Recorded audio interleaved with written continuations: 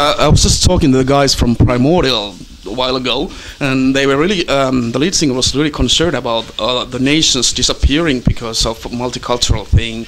So, and we took Egypt as a big empire, big culture. So do you see any similarities, and are you worried about these cultures disappearing? Nations became more multicultural as such? Not so much, because I think that, you know, it would take a lot to get rid of someone's culture. And a lot of people, you know, have a lot of pride in their culture. And I don't really see that happening right away. You know, there's a lot of people out there protecting those sorts of things. I saw a thing on television, actually, where these guys are finding lost languages. You know, they're, you know, in Africa, and there's dialects and languages there that, you know, have been around for thousands of years, and it's dying out because there's just not that many people speaking it anymore. But there are people out there researching this stuff, and they find like these really old people that kind of get all that, so they can get it on paper, and they can, you know, get it translated and everything. And so I think maybe the opposite. I think as, you know, humankind grows and evolves and realizes the important things, that, you know, I try to think positive about it. I think that there is a lot of preservation involved that's going on out there. Maybe not enough, but at least we have something, you know. But it didn't take too long, like the Indians in your home country. They disappeared like 1,000, almost 100 years ago.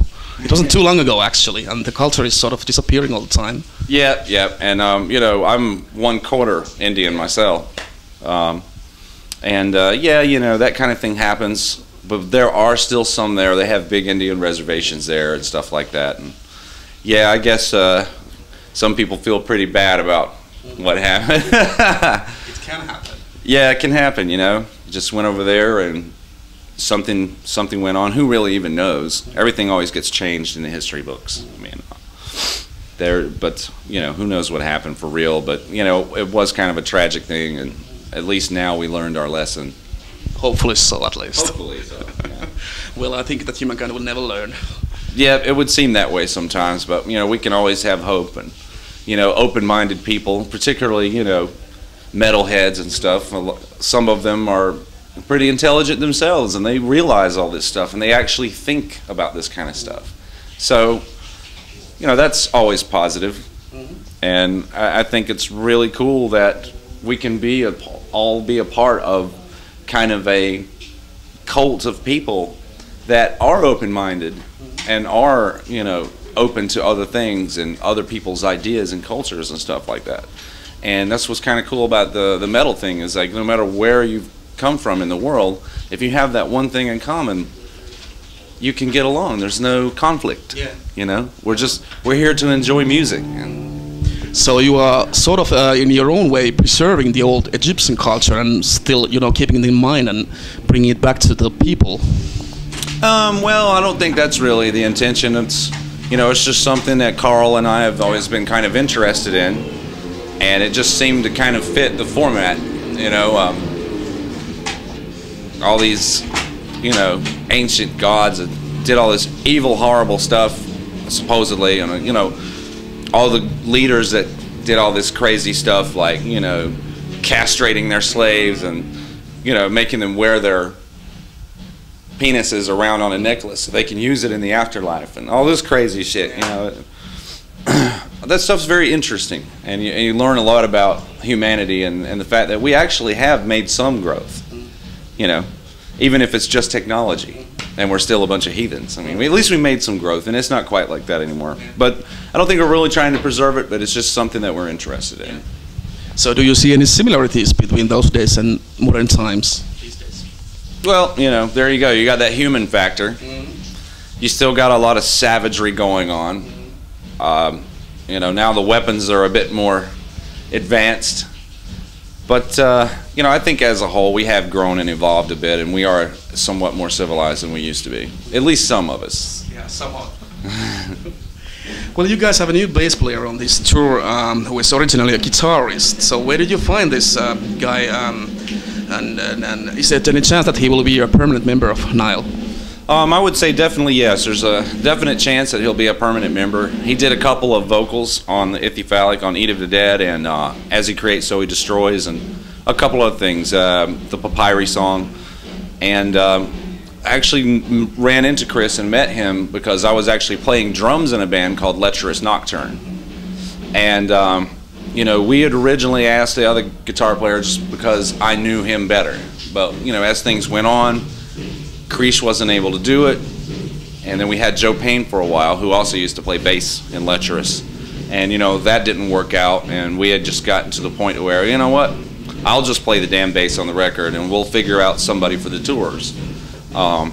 And, you know, I called up Chris and asked him if he wanted to do it. And he was interested in it.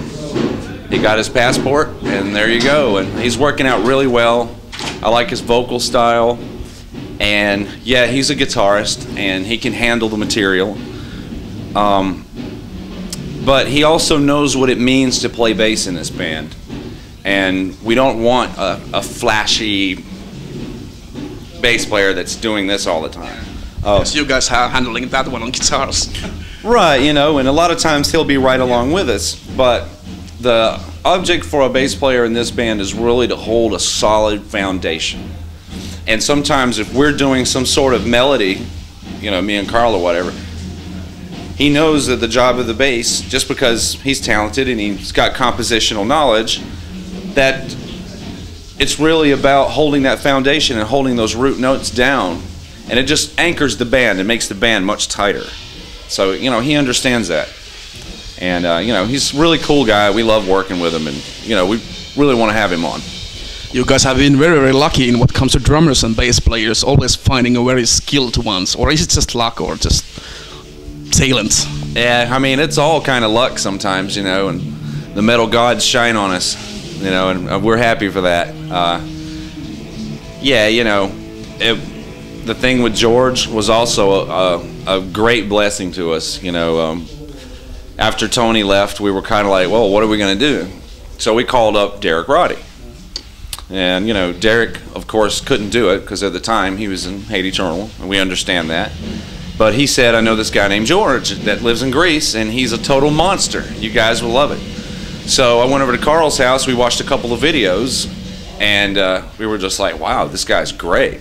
So Carl emailed him and asked him if he wanted to try out, and he fucking came, you know, he flew to the U.S. and stayed there the whole time.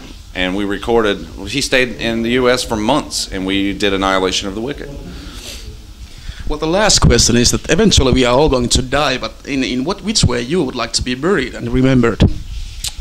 Oh, hell, I don't even think about that, man. I don't even know. You know, some people, I guess, like to be cremated. Some people like, so I've even heard people say that they just want to die out there and let the vultures pick them away, let the worms take them. I don't know, That's man. cryogenics. Yeah, you know, I mean, for me, I'm not really a man of God or anything like that. You can bury me in a box, that's cool, and people can come and see me if they want. Closed casket, though, I always thought that the open casket was like kind of bad taste. Yeah. It just doesn't sit well with me. So yeah, just bury me, come out there and say your goodbyes, and, you know, have some drinks or something. How about embalming? Yeah, definitely want to preserve me, I guess, a little bit.